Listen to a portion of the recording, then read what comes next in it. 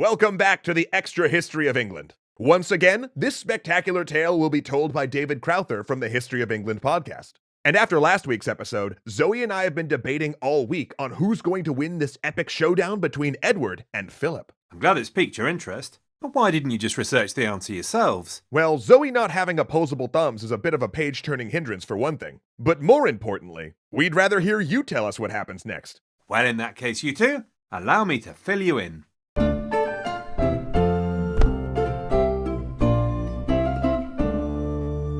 In 1337, Edward led a country of maybe 4 million people against the most powerful country in Christendom, a country 5 times its size.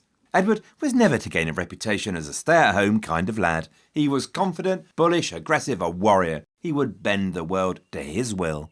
Edward had a plan. In a letter to the Pope, he wrote, "The best way to avoid the inconveniences of war is to pursue it away from one's own country. It is more sensible for us to fight our notorious enemy in his own realm." Edward would attack. He would follow the strategy of the chevauchée, a French word for raid on horseback. He would impose what he called fire and sword on the French countryside, marching on a wide 20-mile front, a hideous wave of destruction and death, burning and killing everything in their way.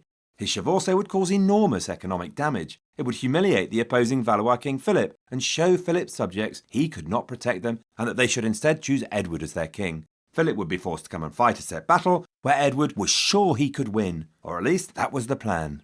England was small and insignificant, so Edward started by getting himself some big friends, including the Holy Roman Emperor, and the Holy Roman Emperor did not come cheap. But in 1339, Edward could march with his army into France, head held high, banners flying towards glory.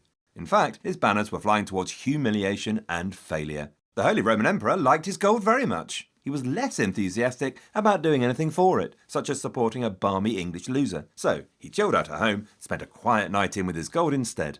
Edward's campaign of 1339 went nowhere. His useless allies had cost a fortune, and by 1340 Edward had a pile of debt so high he could hang glide off it. And he was forced to borrow more and more from Italian banking houses. In Gascony the war was going badly. Worse, the French took control of the English Channel with a large, well-equipped fleet against which the English could throw up only merchant ships.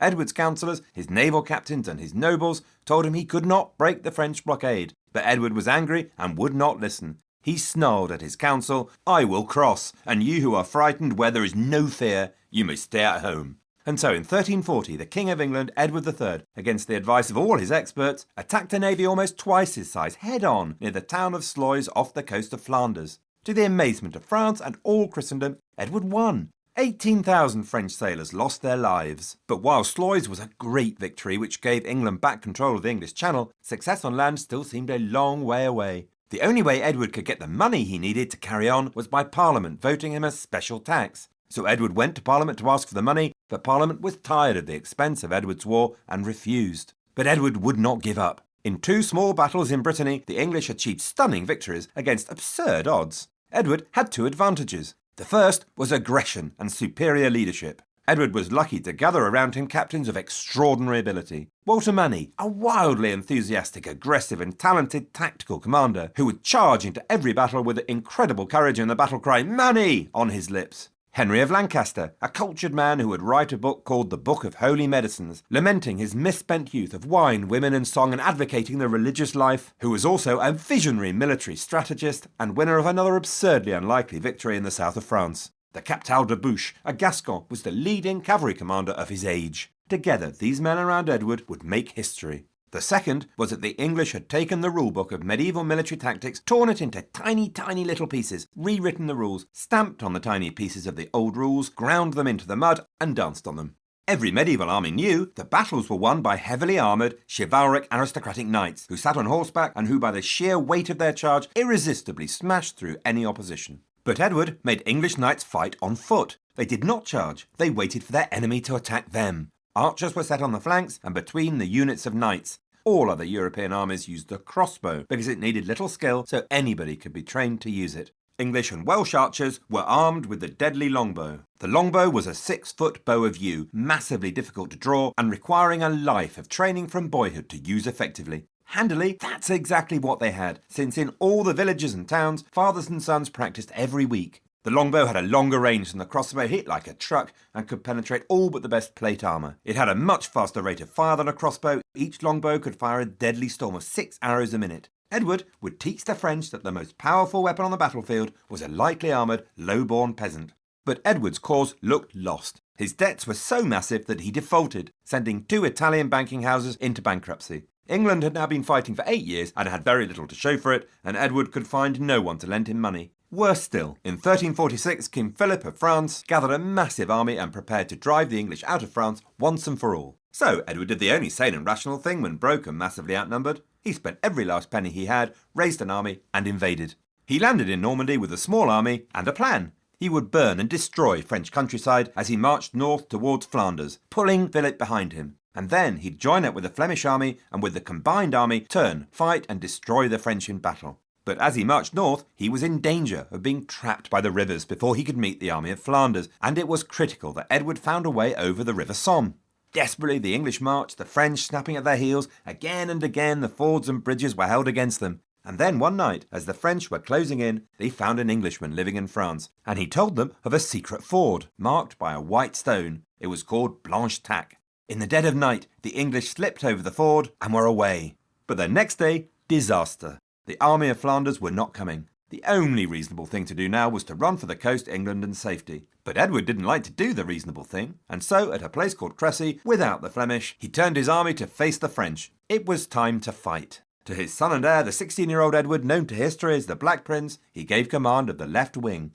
As Philip marched his army towards Crécy, the roads were lined with French shouting, "Kill! Kill!" On the 26th of August, 1346, Philip's army drew near the English force. The French were strung out for miles. Philip's best commanders advised caution: put on those comfy gym-jams the Queen gave you last Christmas, don the royal slippers, get a good night's snooze and let everyone catch up, then drown the English in a river of their own blood after a light breakfast. But Philip looked at the puny English army, now less than 1/3 his size. He looked at the contemptible English peasants and their bows. He heard the cries of kill in his ears, and he ordered the attack. A wave of crossbowmen came forward to soften the English up with thousands of bolts. But before they could get in range, the English bent, drew, fired, and unleashed a storm. The crossbowmen ran or died.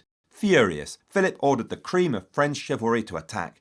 As they thundered towards the English lines, they brutally cut down any of their own crossbowmen in the way, and the flower of French chivalry started to die. Even where the finest armour protected them, horses were vulnerable, and the chaos and screams of men and horses as the arrows struck home was terrible. Between waves of attacks, English and Welsh archers sprinted into the field, retrieved arrows, and thrust daggers into the exposed eyes or necks of the helpless fallen French knights. But the courage of the French was undeniable. The blind King John of Bohemia ordered 2 of his companions to tie their horses to his and lead him into the fray. All 3 were found at the end still linked together in death. And despite horrible losses, through sheer courage and weight of numbers, many French knights did make it to the English lines. Finally, there they could crush their tormentors. But the tiny contingent of English knights would not break. At one point, the young Black Prince was so hard-pressed that one of his commanders begged Edward to send reinforcements.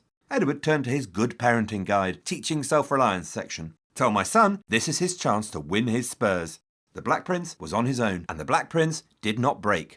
Eventually, Edward knew it was time to finish this. As the massive French army milled in shock and chaos and pain and confusion, the English knights mounted their horses and levelled their lances, and the French fled. And Europe reeled with shock at the news that the flower of Christendom lay dead in a field of blood, slaughtered by English peasants.